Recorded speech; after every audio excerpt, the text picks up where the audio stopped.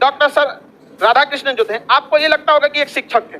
आप इनके बारे में जानेंगे तो सोचेंगे कि एक व्यक्ति के अंदर इतनी प्रतिभाएं कैसी आ सकती है। तो ये कब तक रोक सकेंगे? ये तो रुक दिया, इसका तो विस्फोट हो चुका है। शिक्षित समाज में ये पहुंच चुका है सारा तत्व ज्ञान और इनका ज्ञान। हमने सीडी बना बना के, पुस्तक लिख लिख कर जनसाधारण। धर्म गुरुओं के साथ साथ संत रामपाल जी महाराज ने राजनेता पर भी उठा दिए गंभीर सवाल। आखिर कौन है वह राजनेता जिस पर संत रामपाल जी महाराज ने गंभीर सवाल उठाए? जी हाँ, हम आज बात करने वाले हैं एक ऐसे राजनेता के बारे में जो भारत के पूर्व राष्ट्रपति रह चुके हैं और उनका नाम है डॉक्टर सर्वपल्ली राधाकृष्णन जी। इन्होंने अपने जीवन काल में एक पवित्र ग्रंथ श्रीमद् भागवत गीता का अनुवाद किया था अपने शब्दों में। इस पर गीता अध्याय 18 श्लोक 66 के बारे में इन्होंने गलत अनुवाद किया था। इस पर संत रामपाल जी महाराज ने इन पर गंभीर सवाल उठाए। सर्वधर्मान् परित्यज्य मामेकं शरणं व्रज अहं त्वा सर्वपापेभ्यो मोक्षयिष्यामि मा शुचः।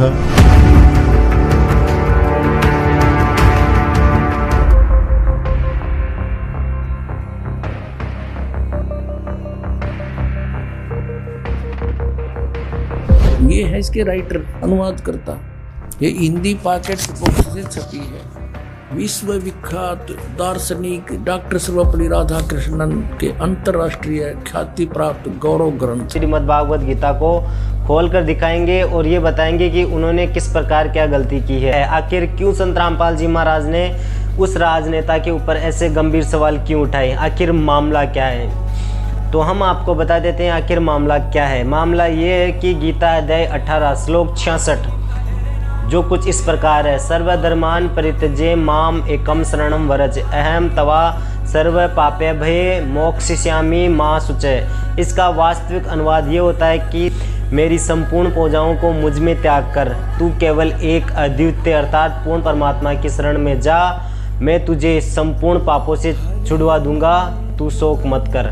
इसका अनुवाद डॉक्टर सर्वपल्ली राधाकृष्णन जी ने कुछ इस प्रकार किया है कि सर्वधर्मों को त्याग कर तू केवल मेरी शरण में आ जा, मैं तुझे सभी पापों से मोक्ष कर दूंगा, तू शोक मत कर।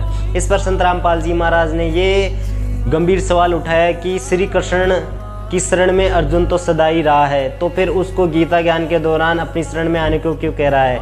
ये एक संत रामपाल जी महाराज का गंभीर सवाल है राजनेता की तरफ। और ये लोग हैं मेरी शरण में आ जा, सभी धर्मों के कर्मों को मुझ में छोड़ मेरी शरण में आ जा। उसकी शरण में तो पहले था ही वो। दूसरे अध्याय के 7वें श्लोक में अर्जुन कहता है कि आप मेरे गुरु हो, मैं आपकी शरण हूँ, मेरी बुद्धि काम करना बंद करगी, मेरे हित में जो हो तुम वो बताओ। अब 18वें अध्याय के 66वें श्लोक में ये अज्ञानी कहें कि श्री कृष्ण अपने ही शरण माने को कहता है, प्रथम तो श्री कृष्ण बोल ले नहीं रहा, उसमें बोल रहा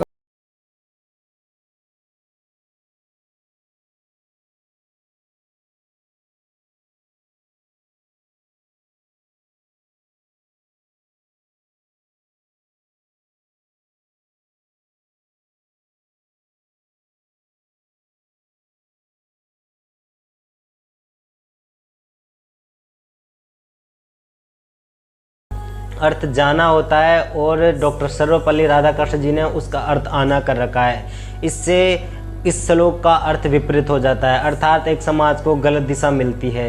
तो इस पर संत रामपाल जी महाराज ने संत रामपाल जी महाराज प्रमाण के साथ बताते हैं कि किस प्रकार उन्होंने कहाँ पर गलती की है और वर्ज शब्द का वास्तविक अर्थ क्या है। अब संत रामपाल जी महाराज इस बात को सिद्ध करके बताएंगे कि वर्ज शब्द का वास्तविक अर्थ क्या है। देखिए इसका पेशकश में।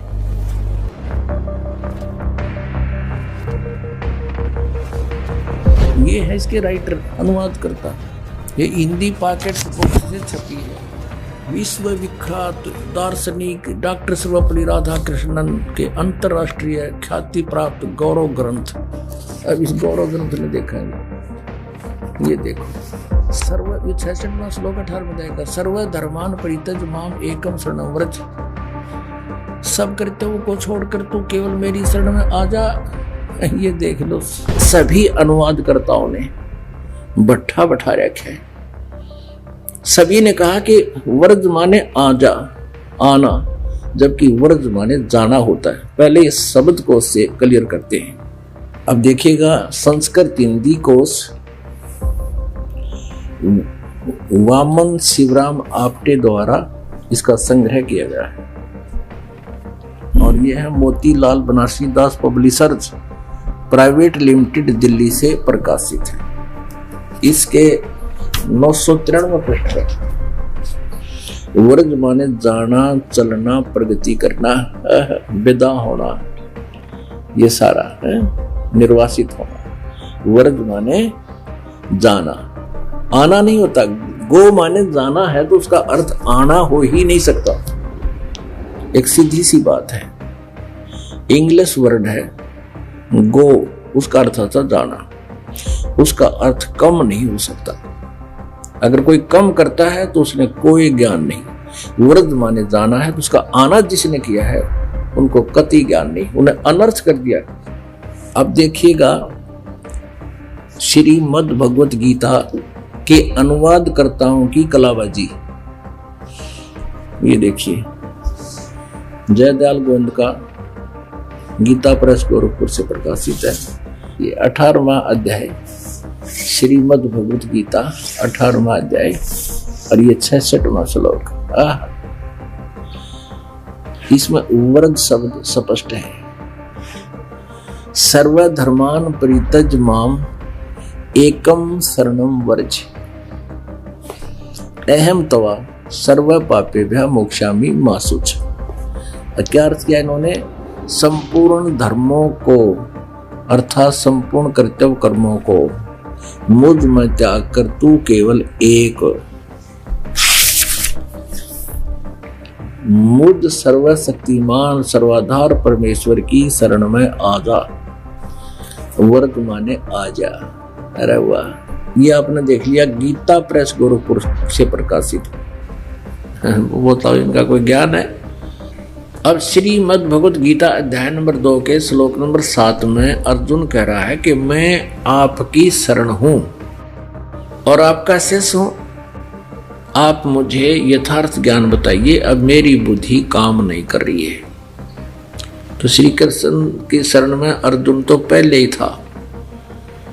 अब ये कहे कि मेरी शरण में आ जा, अपनी शरण के लिए कह रहा नहीं कि 3 परमात्मा, सरपुरुष, अक्षर पुरुष, परम अक्षर पुरुष। पुण्यात्मा, गीता जी अध्याय नंबर 8 के श्लोक नंबर 1 में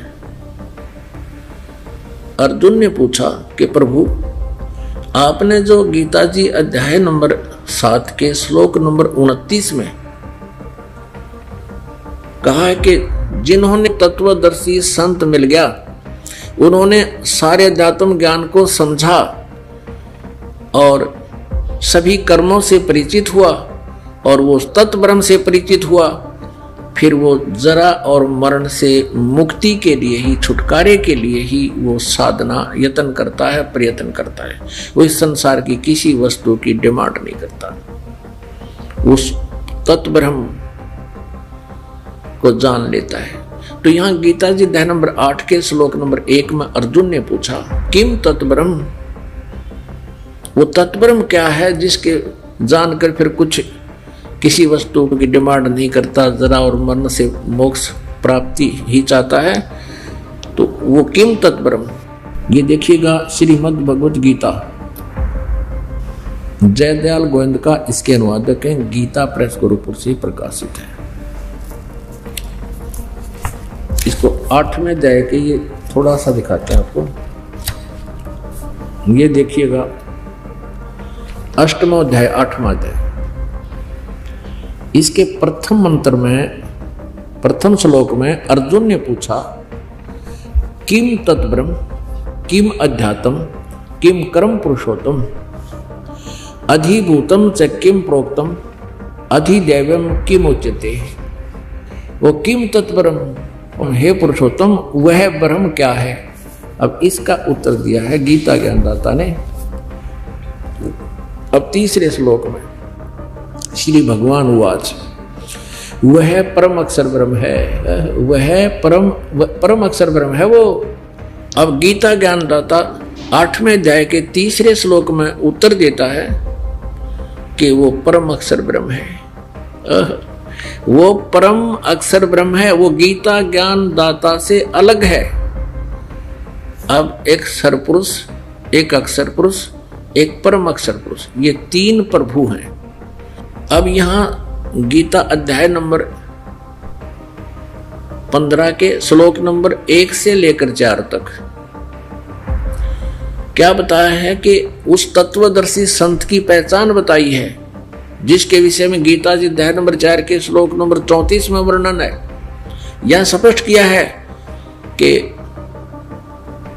ऊपर को जड़ वाला, नीचे को तीनों गुण रूपी शाखा वाला, ये उल्टा लटका हुआ संसार रूपी वृक्ष है।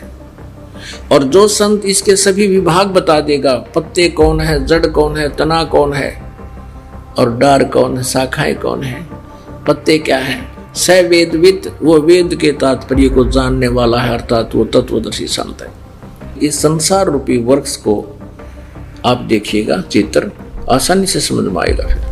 ये संसार रूपी उल्टा लटका हुआ वृक्ष समझो। परमेश्वर ने स्वयं बताया कि अक्षर पुरुष एक पेड़ है और सरपुरुष इसका एक डार समझो, ये काल समझो, काल ब्रह्म समझो, इसको कुछ भी कहो, ये इसके इसी के पर्यायवाची नाम है। सरब्रह्म, सरब्रह्म अर्थात सरपुरुष, काल ब्रह्म, इसको ब्रह्म सरपुरुष भी कहते हैं, सरपुरुष। ये तो डार समझो इस संसार रूपी वृक्ष की। और तीनों देवा, रजगुण ब्रह्मा जी, सतगुण विष्णु जी, तमगुण शिव जी, ये तो शाखाएं हैं और हम यहाँ पात रूप संसार। अब इस आशय को समझने के लिए अब ये गुप्त कौन है, ये जड़ कौन है, ये परम अक्षर ब्रह्म है। परम अक्षर पुरुष कहो, परम अक्षर ब्रह्म कहो, या पूर्ण ब्रह्म या परमेश्वर कहो, परम अक्षर ब्रह्म कहो। ये गीता जी अध्याय नंबर 15 के श्लोक नंबर 16 और 17 में ये कंसेप्ट बिल्कुल क्लियर है। 3 भगवान हैं, एक तो परम अक्षर ब्रह्म यानी परम अक्षर पुरुष कहो, परम अक्षर ब्रह्म कहो, ये तो जड़ है पूरे संसार रूपी वृक्ष की, यहीं से सबको उत्पत्ति होती है और यहीं से सबको आहार मिलता है, सबका धारण पोषण यही करता है। फिर तना जो जमीन से बाहर दिखता है उसको अक्षर पुरुष पर ब्रह्म भी कहते हैं, अक्षर पुरुष भी कहते हैं। और उसके फिर एक डार है, वो सरपुरुष है, ये ब्रह्म है जो गीता बोल रहा है। और तीनों देवा, रजगुण ब्रह्मा, सतगुण विष्णु, तमगुण शिव जी, ये शाखा हैं और हम पात रूप संसार। तो 8वें अध्याय के प्रथम मंत्र में अर्जुन ने पूछा किम तत्परम, उसका उत्तर दिया 3 श्लोक में गीता ज्ञानदाता ने कि वो परम अक्षर ब्रह्म है, वो जड़ रूपी भगवान है, उसी की पूजा करने से कभी जन्म मृत्यु नहीं होगा। अब गीता जी अध्याय नंबर 8 के श्लोक नंबर 5 और 7 में गीता ज्ञानदाता कहता है अपनी साधना कि मेरी साधना कर, मेरी भक्ति कर, मुझे ही प्राप्त होगा। तो युद्ध भी कर और मेरी शरण में रहना है तो मेरा ओम नाम है और मेरी भक्ति कर। अब यहाँ फिर आइए 5वें में गीता ज्ञानदाता कहता है जो पुरुष अंत काल में भी मुझको ही स्मरण करता हुआ शरीर को त्याग कर जाता है, मद भावम यानी मेरे भाव में भावित रहकर मेरे भाव को ही प्राप्त रहता है, मेरे साक्षात स्वरूप को प्राप्त होता है। ये नहीं, मद भावम मेरे भाव में भावित रहता है, उसको प्राप्त रहता है, इसमें संशय नहीं है। और 6 में ये कहा है 8वें अध्याय के में कि ये नियम है जो अंत में जिसमें भावित रहता है उसी को प्राप्त होता है। अब 6 एक कुंती पुत्र यम उनसे अंत काल में जिस भी भाव को समन करता हुआ शरीर का त्याग करता है उसको ही प्राप्त होता है। सदा तद्भाव भावती, उसी भाव से भावित रहता है। ये भाव माने उसी भाव में भावित रहता है, उसी में लगन रहती है। अब मेरी भक्ति करेगा तो मेरे में रहेगा तो मुझे ही प्राप्त होगा, उसकी भक्ति करेगा तो उसको प्राप्त होगा। अब यहाँ 7वें में फिर कहता अपने विषय में गीता ज्ञानदाता 8वें अध्याय के 7वें श्लोक में, इसलिए अर्जुन तू सब समय में निरंतर मेरा स्मरण कर और युद्ध भी कर। कि यहाँ शांति नहीं, लठ बजाना पड़ेगा, मेरे सब शरण में रहेगा तो। और मुझ में अर्पण किए हुए मन बुद्धि युक्त होकर निसंदेह मुझको ही प्राप्त होगा। फिर गीता जी अध्याय नंबर 8 के श्लोक नंबर 8, 9, 10 में उस परम अक्षर ब्रह्म की साधना के विषय में बताया है कि उसकी साधना करनी है। वो परम अक्षर ब्रह्म है, दिव्य पुरुष है, उसकी साधना करने वाला प्राणी उस परमेश्वर के पास चला जाता है। साधना है। अब देखिए अध्याय नंबर 8 का, अब श्लोक नंबर 8, 9, 10, 7 तो आपने पढ़ लिया। अब 8वां अभ्यास योग युक्तेन चेतसा न अन्यगामिना परमम पुरुषम दिव्यम याति पार्थ अनुचिंतन। इसका अनुवाद यहां देखेंगे। हे पार्थ, यह नियम है परमेश्वर के उस सच्चिदानंद घन ब्रह्म के, जो उत्तम परम अक्षर ब्रह्म के ध्यान के अभ्यास रूप योग से युक्त, ध्यान नहीं है ये, अभ्यास योग युक्तेन, जो नाम जाप दिया जाएगा वो 3 मंत्र का, उसके अभ्यास योग माने साधना के बल से, दूसरे युक्त से युक्त उसमें लगा हुआ, दूसरी ओर न अन्यगामिना, यानी और किसी भी देवता की भक्ति नहीं करे, किसी में मन नहीं जावे, दूसरी ओर न जाने वाले चित्त से, अनन्य मन से निरंतर चिंतन करता हुआ परम दिव्यम पुरुषम याति, उस सच्चिदानंद घन ब्रह्म को प्राप्त होता है, उस परम अक्षर ब्रह्म को प्राप्त होता है, परम प्रकाश रूप दिव्य पुरुष को अर्थात परमेश्वर को ही प्राप्त होता है। ये गीता ज्ञानदाता से अन्य है। 8वें अध्याय का 9वां श्लोक है। ये जो कवियम माने सर्वज्ञ है, इन्होंने सर्वज्ञ कर दिया। यहां लिखना था जो कबीर देव है, तो यहां ज्यादा कंसेप्ट यहां क्लियर नहीं कर पाएंगे, बाद में बताएंगे। अब यही लेते हैं जो सर्वज्ञ अनादि सबके नियंता, यानी कुल का मालिक, तीनों लोकों में प्रवेश करके सबका धारण पोषण करता है। गीता जी अध्याय नंबर 15 के श्लोक नंबर 17 में उसके विषय में जानकारी है। उत्तम पुरुष तु अन्य, उसके विषय में कह रहे हैं जो कवियम अनादि, यानी सर्वज्ञ अनादि सबके नियंत्रता और सूक्ष्म से अति सूक्ष्म सबका धारण पोषण करने वाले है, अचिंत रूप स्वरूप आदित्य वर्णम, सूर्य की तरह साकार यानी प्रकाश में, सूर्य की सदृश बताया है तो वो साकार है लेकिन है तेजों में। एक रोमकूप में करोड़ सूर्य मिला दे, करोड़ चंद्रमा सतपुरुष के सतलोक में, ऐसी उसकी तेज है और वो ये निराकार बतावे। आदित्य वर्ण, आदित्य मन सूर्य जैसे शरीर वाला, सूर्य के समान अविद्या से अति पूरे उस सच्चिदानंद घन परमेश्वर का सेवन करता है। जो व्यक्ति, यहां लिखा है, जो पुरुष उस सर्वज्ञ नादि सबके धारण पोषण करने वाले सूर्य के सदृश अविद्या से अति परे, यानी उस साकार परमात्मा, तेजों में साकार परमात्मा का सेवन कर सच्चिदानंद घन ब्रह्म प्रस्तात अति परे सच्चिदानंद घन परमेश्वर का सेवन करता है। अब 10वें में देखना, कमाल कर दिया। अध्याय 8 का श्लोक 10 पढ़ रहे हैं। वह भक्ति युक्त पुरुष, वो 3 नाम के जाप करने वाला, योग बल से, योग माने साधना की शक्ति से, भक्ति की शक्ति से, मंत्र की कमाई से, भ्रकुटी के मध्यम में प्राणों को अच्छी प्रकार स्थापित करके, भ्रकुटी में यानी वहां जाना पड़ेगा, त्रिकुटी के में परमात्मा का हम वहां अकाउंट करवाएंगे, न्यारा न्यारा ओम का जाप का वहां वो फल दे देंगे। अब यहां लिखा है वह भक्ति युक्त पुरुष अंत काल में योग बल से, यानी उस 3 मंत्र के जाप की कमाई से भ्रकुटी में पहुंच जाएंगे और वहां फिर इनका अलग अलग अकाउंट देना होता है। प्राणों को अच्छी प्रकार स्थापित करके फिर निश्चल मन से सिमरण करता हुआ उस दिव्य रूप दिव्यम परम पुरुषम एव उपैति, दिव्य माने दिव्य, उस परम अक्षर ब्रह्म को ही प्राप्त होता है। ये समझो, गीता जी दहन विराट के श्लोक नंबर 3 में जो जिसका जिक्र किया है, दिव्यम परम पुरुष परमात्मा को ही प्राप्त होता है, उस परम अक्षर ब्रह्म को ही प्राप्त होता है। और उसका क्या मंत्र है?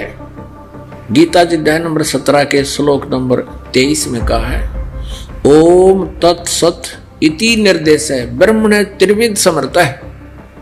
ब्रह्मणे माने सच्चिदानंद घन ब्रह्म का, त्रिविध माने 3 प्रकार से सिमरण करने का।